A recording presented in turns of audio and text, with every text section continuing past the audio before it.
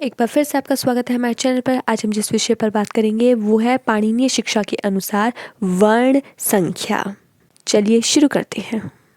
त्रिषष्ठी चतुर्षष्ठी वा वर्णा संभूमते संभवतो मतः प्राकृते संस्कृते च अपि स्वयं प्रोक्ता स्वयंभुवा।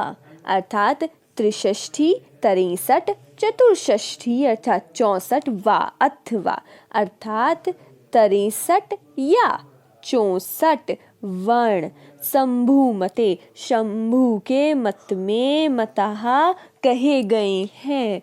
प्राकृते अर्थात प्राकृत भाषा में, संस्कृत भाषा च अपि और संस्कृत भाषा में भी, प्राकृत भाषा में च अपि और संस्कृत भाषा अपि में भी स्वयं प्रोक्ता प्रयोग किए गए हैं। किसके द्वारा? स्वयंभुवा ब्रह्मा के द्वारा कहे गए हैं। प्रोक्ता अर्थात कहे गए हैं।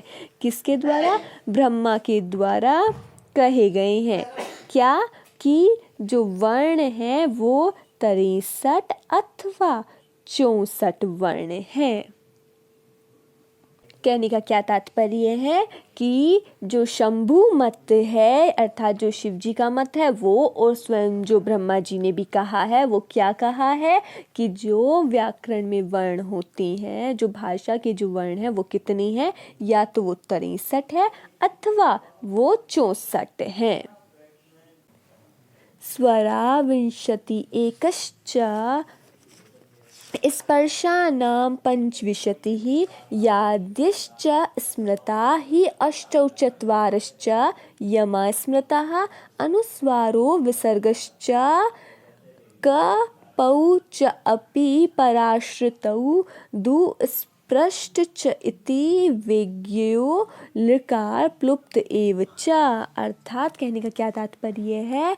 विंशति एकश्च स्वर कितने हैं? विंशति एक अर्थात 21 क्या है? हमारे स्वर हैं। स्पर्शानाम पंचविंशतौ अर्थात 25 क्या है? हमारे 25 हमारे स्पर्श हैं। 21 स्वर हैं और 25 स्पर्श व्यंजन है।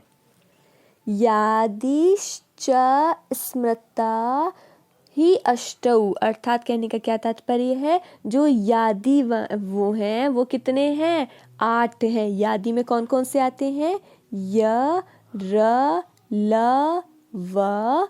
फिर कौन से आते हैं? और 4 श, श, स, ह।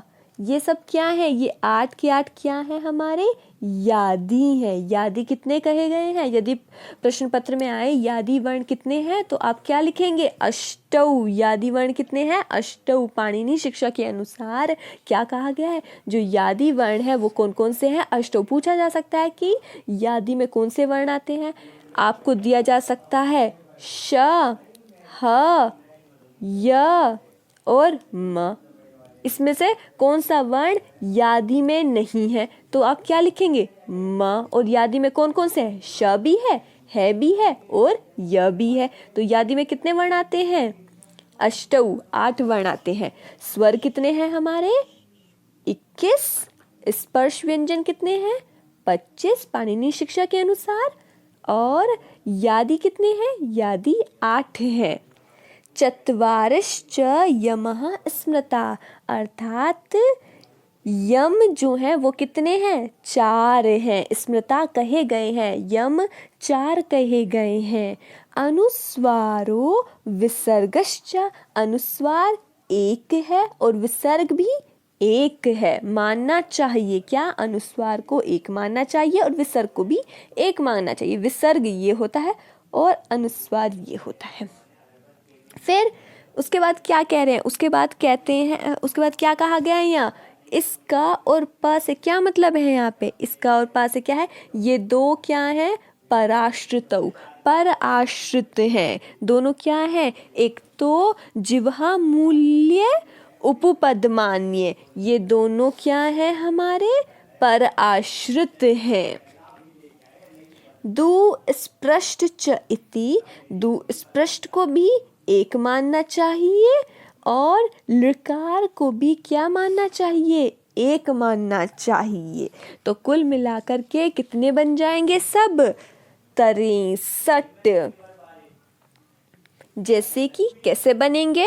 हमारे जो स्वर कहे उन्होंने वो कहे 21, पाणिनि शिक्षा के अनुसार 21 स्वर हैं। फिर आए हमारे स्पर्श, स्पर्श अर्थात व्यंजन, वो कितने कहे हैं? वो कहे 25। साथ में यादी कितने हैं? यादी हमारे हैं 8।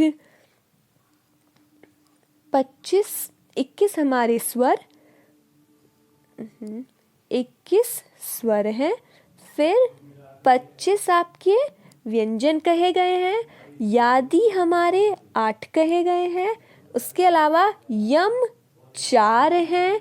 साथ में एक अनुस्वार है, एक विसर्ग है, 2 पराश्रित हैं, एक स्पृष्ट मानना चाहिए और एक ही लिकार मानना चाहिए। कुल सभी का योग कितना होगा? इन सभी का योग होता है 64। अर्थात जो हमारे सभी वर्णमाला के वर्ण हैं वो कितने हैं?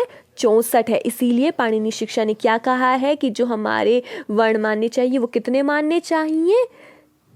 63 अथवा 64। आपसे पूछा जाए पाणिनि शिक्षा के अनुसार कितने वर्ण मानने चाहिए तो आपको क्या टिक करना होगा? 63 या फिर 64। आप चाहे तो स्क्रीनशॉट ले सकते हैं, इससे आपको याद रखने में आसानी होगी। और अब हम क्या कहना चाहेंगे, आपको सिर्फ एक ही बात कहेंगे कि आपका दिन शुभ हो। धन्यवाद।